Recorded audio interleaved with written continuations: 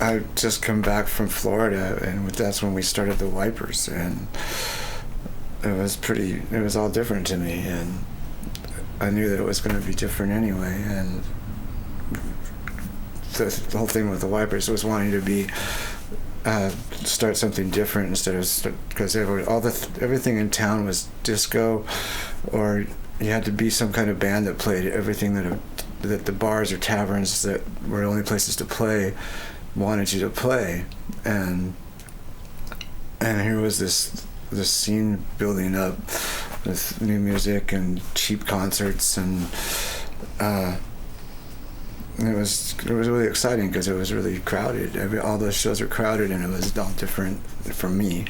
And when the Wipers just took off, I think our first show was at the new Center for the New Arts on 41st and Division, and we opened for the Weirdos. And we played that show also. Yes, I still have the poster. And it's on my wall, and people to this day will see those posters and say, $1 to $2 for a concert for those guys? That was kind of the neat thing about it. The whole thing just took off. It was really just, for me, I'd been playing in taverns and bars for a long time, and everything was just getting ridiculous. The bars weren't hiring bands anymore unless you were like some disco band, and that wasn't anything that I really wanted to do. And I'd played with Greg and Dave from the Wipers before, and we had that experience. We were playing in taverns and playing cover songs and really not being happy with it. We were good, but anyway, we did originals, but nobody really wanted to hear that. They always wanted to hear what they heard on the radio, but they didn't know what kind of music, because nobody really seemed to know what kind of music they liked at the time anyway. Oh, I can tell you lots about Chris Newman. No, I first met Chris. It was at Urban Noise on North MLK. On MLK, it was called Union Avenue then, and it was owned by Fred and Ronnie Noise.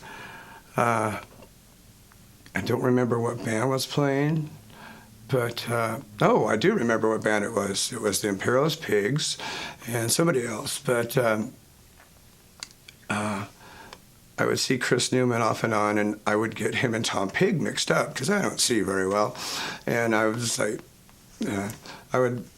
Tom would always say hi, and then Chris would always go hi, so I was like, yeah, hi, and then the bass player of the Imperialist Pigs. Long story short, him and I ended up getting into a fight, and Craig Sage was there, and he said, you and Chris should play in a band together. You should hear his band. And I said, I'd never heard the Untouchables yet. And at this time, I think they changed their name to Napalm Beach. Anyway, I figured out finally who the difference between Chris Newman and Tom Pig were. The next time I saw Chris was at the Long Goodbye. They were still doing shows there, and Greg was there, and I was standing up front with Greg, listening to him, and then the next thing I knew, I was playing shows. I was playing with the Rats, Fred and Tootie, Monday nights at the Euphoria, and the next thing I know, Chris came over and asked me, because we're doing a recording out at the Wave Studios with Tom Robinson, and we just fired our band. Will you be our drummer? I went, yeah, because I always wanted to play with him. So that's how I met Chris, and then I played with him for, God, that was in 1980, 81, something like that.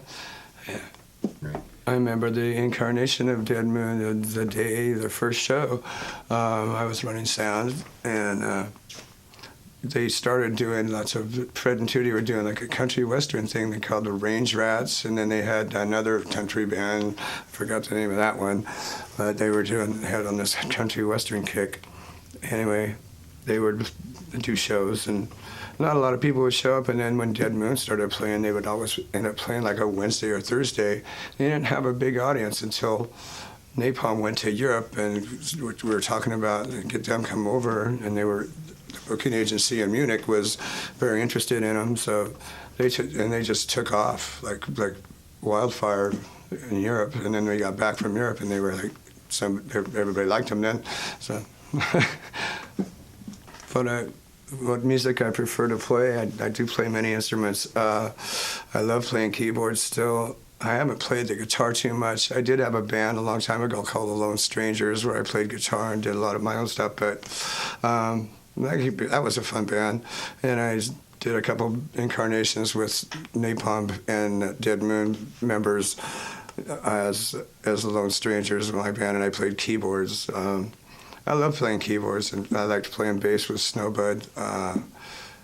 I just like getting up and playing. That's it. No matter what instrument it is.